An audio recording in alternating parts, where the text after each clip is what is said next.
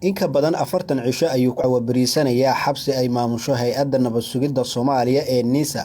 welina ma uusan helin cadaalad wariye Maxamed Cabdiwahaab Nuur Abuuja tafaftirihii Radio Hiigsi ee ku yaala Muqdisho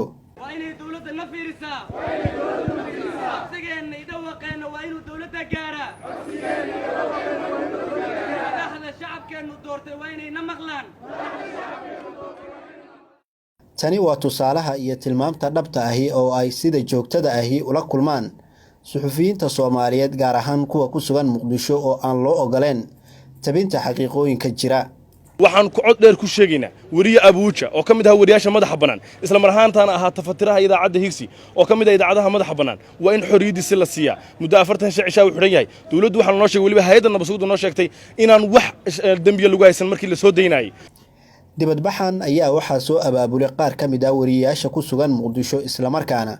ay dawladda kaga dalbadeen sii deynta wariye Maxamed Cabdiwahaab Nuur Abuuja oo muddo ka badan bil u xiran hay'adda NISA waxaan aaminsanahay aniga shakhsiyan ka shaasha ahaan Abuuja haddii uu ka dhalan lahaa reeraha afarta ah ee Soomaaliya maanta ku boodbooda inuusan saacado xirnaan lahayn wallaahi oo billaahi oo tallaahi Abuuja inuusan saacado xirnaan lahayn dhowr iyo 40 maalmood wuxuu u xiran yahay adoo reerkaasa miyaa intaad wariye noqotay haddana warka noocaas sheegi kartaa waana ayaan darro waxaan ha laga waantoobo waddanka ha loo sinaado cadaaladda ha la qaato Abuujana haddii aad dambi ku haysaan maxkamad horkeena haddaadan ku hayninna war annaga raalli ku sidiisa ku soo daaya kamid ah wariyaasha ku dhaqan magaalada Muqdisho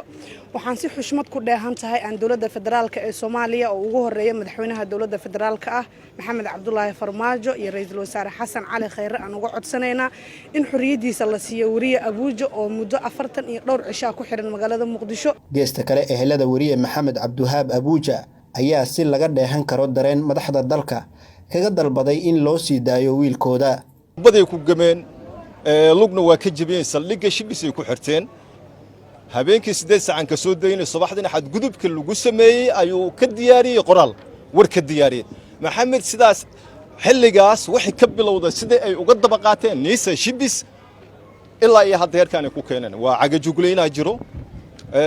jirdila jiro lagu ay ka garaaceen innaha waa ka xireen meel qaas oo ay geysteen wax la qarihay male intaasoo dhanna waxa ka dambeeya NISA shibis waa is yaqaanaan waa is ogyihiin saadarteed waxaan dawladda ugu horeeyay Maxamed Cabdullaahi Farmaajo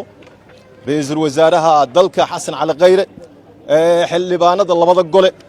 waxaan ka codsanayaa in aysan ku fiirinin shacbiga Soomaaliyeed qaas ahaan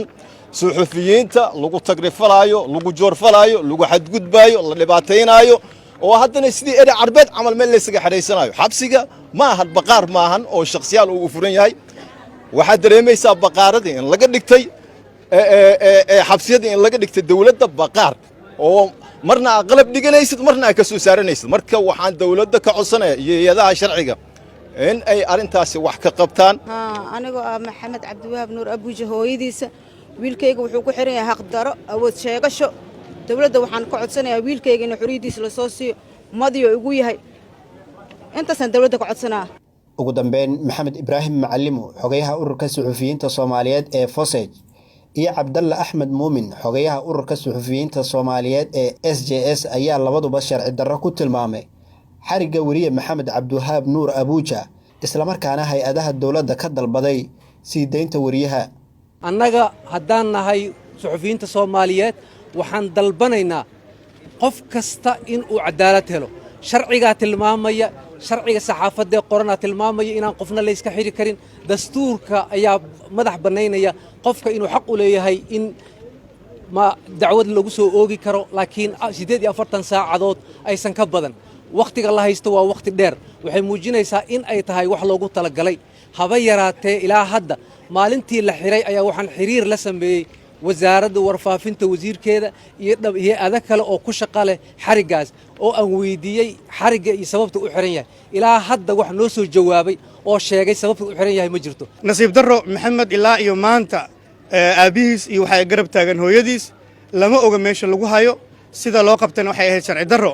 Soomaaliya ayaa waxa ay qayb ka tahay wadamada Afrika ee lagu dhibaateeyo suxufiyiinta si gaar ah wariyaasha ku sugan Muqdisho ayaa badi la kulma tacadiyo isugu jira jirdil, hanjabaad iyo caburin.